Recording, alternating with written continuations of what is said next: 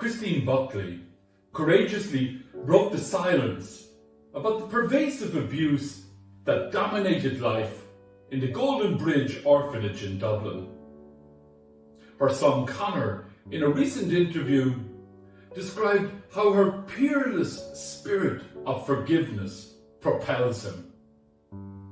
This morning, we have listened to a gospel that many commentators call the most important passage in the Bible. In reflecting on eye-to-eye morality, Jesus is saying to us, don't get into the tit-for-tat game. Create your own loving set of rules which will blow the system apart. Furthermore, Jesus urges us to love the outsider and practice by praying for them. Until there is love of enemies, there is no real transformation, because the enemy always carries the dark side of your own soul. The people who really turn you off are very much like you. Therefore, set no bounds to your love. Ronald Reagan once somewhat surprisingly remarked that peace is not the absence of conflict. It is the ability to handle conflict by peaceful means. Others argue commerce has a pacifying effect on humanity's worst passions. Historians like Lynn Hunt have traced the idea of human rights back to ancient Greece, early Christian faith and Roman law.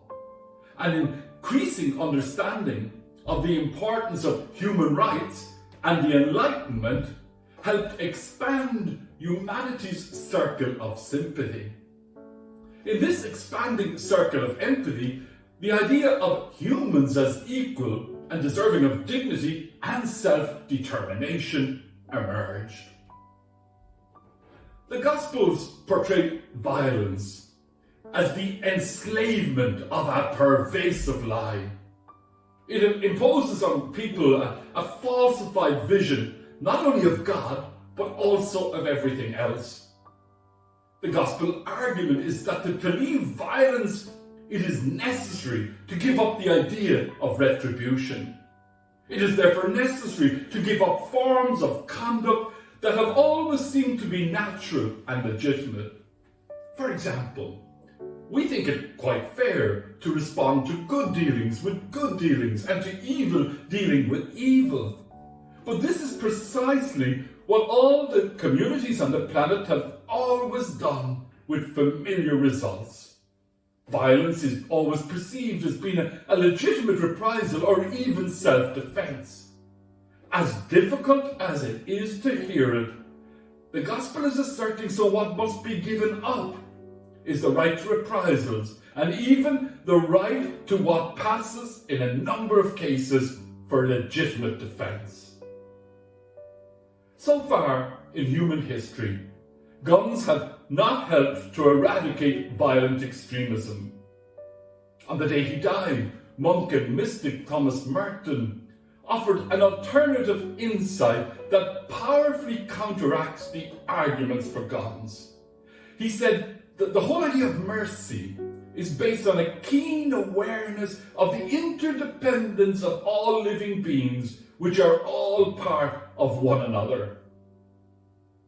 Matthew's Gospel is teaching us that the key is always to love the stranger at the gate, to love the one outside of your comfort zone, the outsider, the other. If God sets no bounds, then we have to stop keeping score and weighing worthiness. We are urged to be moved by the Spirit, to open ourselves to imitation of Christ's non-retaliatory forgiveness and love of enemies. Intriguingly, the famous peacemaking Hindu Gandhi was not converted to the Christian religion, but to the way of Christ in terms of retaliation. There is a third way, Jesus' way of non-violent resistance, and it is an alternative to the other two ways, fight or fight. When Conor Buckley and his wife Lauren We're trying to have a child. Connor describes lighting candles and praying every day. My mum always encouraged me to. Christine used to say, if you pray for someone in whatever way it is, you'll get it back. Connor adds that my mum always said, there were nice nuns in there. Just because I had a terrible experience with one person doesn't mean they're all bad. Connor then describes his mum as someone who stood up for everyone. He says, I guess it just gives me a real purpose in life to keep her memory alive. I hear a voice in my head going, go and stand up for people. I am sure that Christine Buckley would subscribe to the aspiration that we need to dig deep to find fertile soil for the seeds of peace. Amen.